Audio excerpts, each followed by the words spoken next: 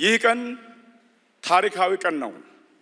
ይህ ቀን ቀደምት የሀገራችን ትውልዶች በሀገራችን እውን ሆኖ ለማየት ሲመኙት ግን ያልታደሉት እጅግ ታሪካዊ ቀን ነው። ይህ ዕለት የተለያዩ የፖለቲካ ኃይሎች በተለያየ ዘመን ድምፃቸውን ከፍ አድርገው አገራዊ መግባባት እውን እንዲሆን ሲያነሱት የነበረው ጥያቄ እውን የሆነበት ታሪካዊ ቀን ነው። ይህ ቀን የፖለቲካ ስልጣን በጠመንጃ ሳይሆን በሰለጠነ የፖለቲካ ባህል በህዝቦች ፍላጎት የሚገኝበትን የፖለቲካ ስርዓት ለመገንባት የመሰረተ ድንጋይ የምንጥልበት ቀን ነው።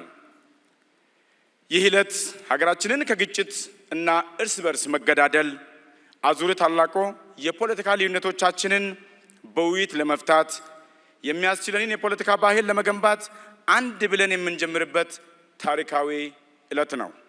ይህ ቀን መጪው ትውልድ ሲያወሳው የሚኖር የሀገራችንን መጻኢ ዕድል በእጅጉ የሚወስኑ ቀን ነው። የኢትዮጵያ የፖለቲካ ፓርቲዎች የጋራ ምክር ቤት ከምስረታው ዕለት ጀምሮ አበክሮት ሲሰራባቸው ከቆዩ የሀገራችን ቁልፍ የፖለቲካ ጉዳዮች መካከል አንዱና ዋነኛው አገራዊ ምክክርና አገራዊ መግባባት ነው ብሎ ያምናል። የጋራ ምክር ቤታችን መጋቢት 5 2011 ዓመተ ምህረት ሲቋቋም ለመቋቋሙ ዋናው ምክንያት በኢትዮጵያ ሀገራዊ ምክክር በማካሄድ ወሳኝ በሆኑ የፖለቲካ ጉዳዮች ዙሪያ የፖለቲካ ፓርቲዎችና ሌሎች ባለድርሻ አካላት መካከል አገራዊ መግባባትን ለመፍጠር በሰላማዊ የፖለቲካ ትግል ሀገር ማጽናት አንዱ ነው። ብሔራዊ መግባባት በአንድ ሀገር ውስጥ ባሉ ልዩ ልዩ የፖለቲካ ተዋናዮችና ባለድርሻ አካላት መካከል ጥልቅ የፖለቲካ አለመረጋጋትን በማስቀረት ግጭትን ወይም ጦርነትን ለማስቆም ብሎም የተሳካ የፖለቲካ ሽግግር ለማካሄድ በአንድ አገር ባለቤትነት የሚካሄድ የፖለቲካ ሂደት ነው። አገራዊ ምክክር የፖለቲካ ልዩነቶችን ደም አፋሳሽና አውዳሚ እንዳይሆኑ በማድረግ ልዩነቶችን በጠረጴዛ ዙሪያ በውይይት እንዲፈቱ ለማድረግ የሚረዳ የግጭት መፍቻና የሰላም ግንባታ መሳሪያ ነው ብለን እናምናለን።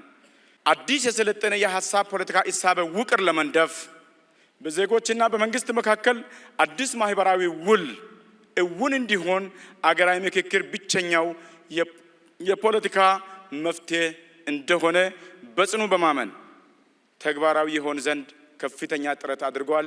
አሁንም እስከ ፍጻሜው ጥረቱን አጠናክሮ ይቀጥላል። እጅግ አከራካሪ በሆኑ ጉዳዮች ዙሪያ ብሔራዊ መግባባት ለመፍጠር አገራዊ ምክክር የተሻለ የችግር መፍቻ መሳሪያ ሆኖ የተመረጠውም ለዚሁ ነው። የሀገራችንን መጻኢ ዕድል በሚወስኑ በእነዚህ አጀንዳዎች ዙሪያ መወያየት ከፍተኛና ታሪካዊ ኃላፊነት፣ ተጠያቂነት ያለበት መሆኑን መረዳትም ያስፈልጋል።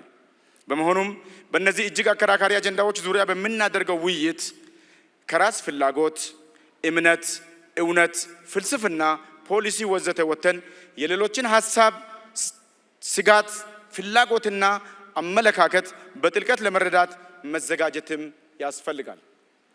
ባለፉት ዓመታት በአፍሪካና በተለያዩ አገራዊ ምክክር ካካሄዱ ሀገራት ታሪክ የምንረዳው አገራዊ ምክክር እጅግ ከፍተኛ ጥንቃቄ፣ ኃላፊነትና ተጠያቂነት የሚሻ ሂደት መሆኑን ነው።